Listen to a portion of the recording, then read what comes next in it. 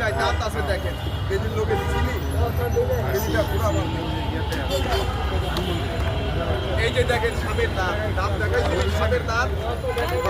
এটা ধর গামছাটা আমার কাছে। এই তার দাঁতগুলা দেখেন, ধরছিত আমার তার মুখের দাঁত কাটি নেই। যদি অবিশ্বাস করেন তো আমি এর সাপের গালটা টাইনা ধরি।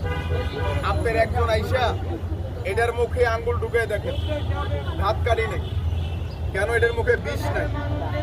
তার দাঁতগুলো কাশির আলের মতো বেকানো বেকানো, প্লেটের মতো ধার। কামড়ে যদি কারো পিছের দিকে টান দেয় ওই জায়গায় ছিঁড়ে যাবো, কিন্তু মরবেন না।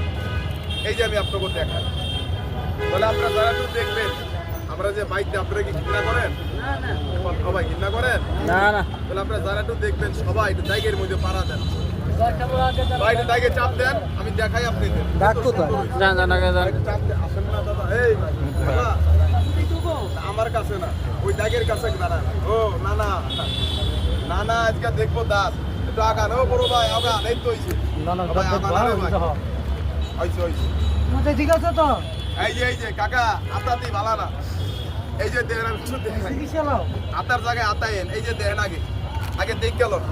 এই যে বাজেনি দাদা, বাজে নাই। এই দাঁত দিয়ে কামড়াইলে আপনারা মরবেন না, কারণ বিষ নাই। এটার বিষটা থাকে লেজে। ভাই এটা একটা সুলুম।